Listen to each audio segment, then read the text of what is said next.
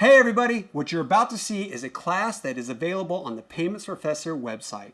This is a class that goes into detail on all the different rules changes that are happening in 2021. If you'd like more, go to paymentsprofessor.com.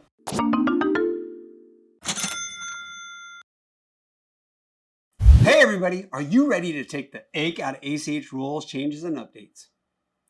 If you're going to do something, why don't you go ahead and make it meaningful? And that is exactly what Nacha has done in this final rule update for 2021. And I gotta tell you though, there's really a lot to this one. It's actually 5 rules in one. Get ready for it. Going into effect on September 17th, 2021, we have what has been referred to as meaningful modernization. What is meaningful modernization? It's actually a lot of things, and it primarily deals with authorizations. With meaningful modernization, we will see rules changes and updates that affect standing authorizations, oral authorizations, other authorization changes, alternatives to proof of authorization, and even electronic or oral written statements of unauthorized debits. Wow, that is a lot. Why is Nacha doing all this? Well, they have a purpose, and that is that these rules are meant to improve and also simplify the ACH user's experience. How in the world are we going to achieve all of that? We've got this covered. First of all, by facilitating the adoption of new technologies and channels for the authorization and initiation of ACH payments. This is something we need to be able to do. We're seeing more and more advances in technology.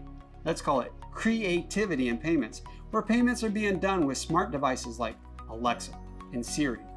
But when using those devices or your voice as an authorization, exactly what equals authorization and how is that handled? Meaningful modernization is addressing that and helping to reduce barriers to the use of ACH. Well, wait a minute. How is it helping to reduce barriers, and how is it helping all of this? We are providing clarity and increasing consistency around certain ACH authorization processes. But that is not all, because meaningful modernization is also going to help reduce certain administrative burdens related to ACH authorizations. Like when we have someone requesting a proof of authorization and the originator would just rather the item be returned than have to go through the process of finding and providing the actual authorization. But more on that to come in a future portion of this class.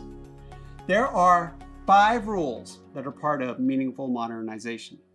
What are they, you may ask? Okay, you're going to want to know all of these. The first one is that it explicitly defines the use of standing authorizations for consumer ACH debits.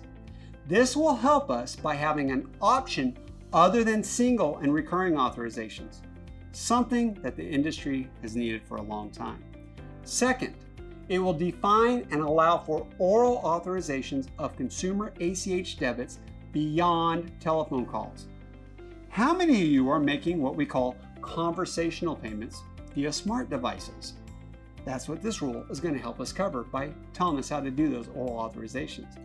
Third, how about some clarity and provide greater consistency of ACH authorization standards across payment initiation channels? There's really not that much to this one, because it's really more of housekeeping that's taking place, and this rule though does help us to provide some clarity and authorizations. 4, reduce the administrative burden of providing proof of authorizations. Yeah, it actually can be a burden because, like I said, in some cases people would rather just return it, okay? Than have to provide proof of authorization. Just return it back to me. And finally, meaningful modernization is going to help to better facilitate the use of electronic and oral written statements of unauthorized debit. Both of these have been providing proof of authorization and electronic and oral with SUDs. These give us more flexibility to our financial institutions. And yes, all of it's going to go into effect September 17th, 2021. What does that all mean? Well, that means we better get started with number 1. How does your authorization stand up? An authorization walks into a bar. Wait, that's not it. That's not the stand-up we're talking about. See, authorizations, they are a key part of ACH processing. We know when we have an SEC code a lot of things. We know what type of authorization should be in place. But as ACH has advanced, there has been a growing need for a new type of authorization, and that is where we're getting the standard authorization. We don't need more SEC codes, but we do need clarity on more or better authorizations. And if it's not a single and it's not a recurring authorization, then what is it? It's probably a standing authorization. Okay, Professor, if it's not a single, it's not a recurring, it's a standing authorization, great. What's a standing authorization? A standing authorization is an authorization put in place by a consumer in advance of future debits at various intervals. Key things there is that this is an authorization by a consumer, and it is for future debits, and it is for various intervals. Like, we're not exactly sure when it's going to happen. Wait, can you go a little bit deeper in that various intervals part? This means something will happen that triggers the entry, but again at various intervals. Can you give me an example? Okay, how about this? Here in Florida, I make use of the electronic toll roads from time to time. That's from time to time. But I don't drive on the toll roads every day, only once in a while. If the balance on my account to cover my tolls gets to a certain low water mark, then a payment is initiated to replenish the account so I can keep driving on the toll roads. Well, legally at least. How often does this happen? Well, it depends. It depends on how often I use the roads and tolls are accumulated, right? Well, when does it happen? It depends. And a standing authorization, it covers situations like this where I don't want to have to authorize my account being debited every single time. I want it to already be pre-authorized. But I don't know exactly when it's going to happen. And I also don't need the money taken out on a scheduled basis because I only need it on an as-needed basis. Perfect example in use of the standing authorization.